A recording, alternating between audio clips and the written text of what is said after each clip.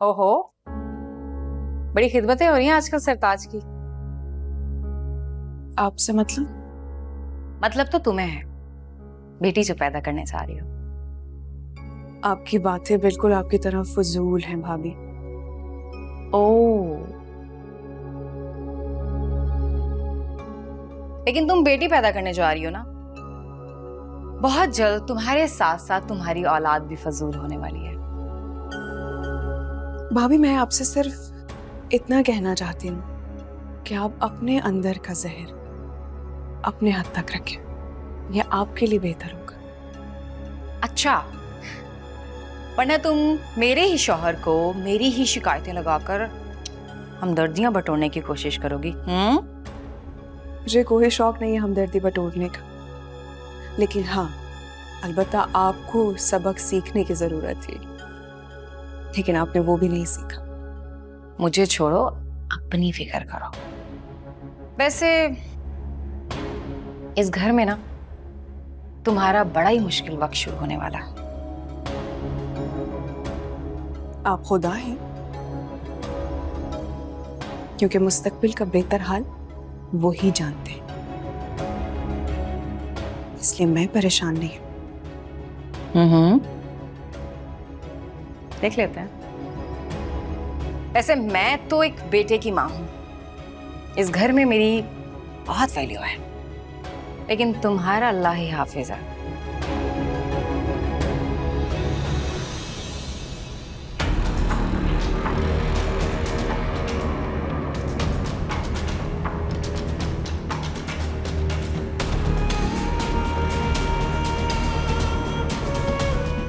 आ रही हूँ।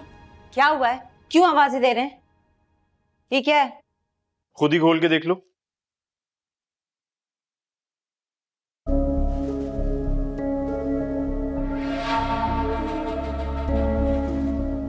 इतने सारे पैसे कहाँ से आए? बेगम, मकान का गाहक लगा है, उसी ने बयाना दिया है। अरे, गाहक कब आया? घर तो देखने कोई भी नहीं आया। अरे नहीं भाई, पहले एक गाहक को लाके बहुत पछता रहा हूँ, अब वो गलती दोबारा नहीं करूंगा। मकान की तस्वीरें और रजिस्ट्री की नकल भेजी थी, उसी पे बयाना दिया उसने। सच? ये तो आपने बहुत अक्लमंदी की, वरना आपकी अम्मी ना फिर से चिक-चिक शुरू कर देती।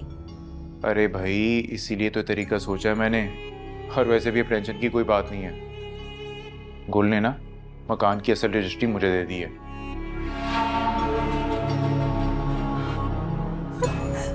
सच्ची? शुक्र है अब मेरे दिन बदल जाएंगे। अल्लाह ने मेरी सुन ली। तंग आ गई थी मैं इस गुर्बत से। अच्छा, लेकिन ध्यान रखना कि अम्मा को भिनक तक ना पड़े। अच्छा? क्यों? मैं कोई चोर हूं? अरे भाई, मेरा वो मतलब नहीं था, मैं नहीं चाहता कि अम्मा नाराज वाराज हों। मैं सिर्फ ये चाहता हूँ कि एक बार बात फाइनल हो जाए, मकान की पेमेंट हो जाए तो बता देंगे उन्हें कि अब मकान खाली करना है, बस। आपको आपका वादा याद है? आपने मुझसे कहा था जब आपके पास पैसे आएंगे आप मुझे 6 सोने के कंगन बनवा कर देंगे। जी बेगम, बिल्कुल याद है मुझे, और आप फिक्र ना करें, मैं आपको कड़े नहीं पूरे का पूरा सोने का सेट दिलवाऊंगा। बस अभी थोड़ा सब्र कर लो।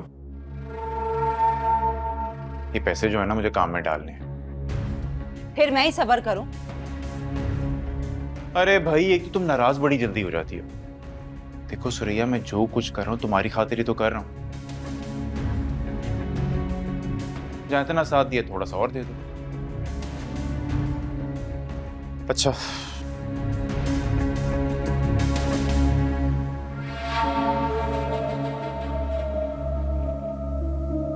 हाय अल्लाह, इतने सारे पैसे एक साथ कितने टाइम से मैंने देखे ही नहीं थे। सच कहते हैं जो सुकून पैसों में है ना, किसी चीज पे नहीं है। एक बात बताओ मुझे जी, कि तुम हमेशा मेरे मुखालिफ क्यों जाती हो? मैंने तुमसे कहा था मुझे बेटा चाहिए, तो बेटी क्यों पैदा कर रही है? आप हमेशा बेतुकी बात क्यों करते हैं नफीस? तमीज से बात करो। बेतुकी क्या होता है? चिल्ला क्यों रहे? मैं आपसे बहुत आराम से बात कर रही हूँ। क्या आप आराम से बात नहीं कर सकते? तुम्हें तो मेरी फरमा बरदारी करनी चाहिए, उल्टा मुझसे बहस कर रही हो तुम।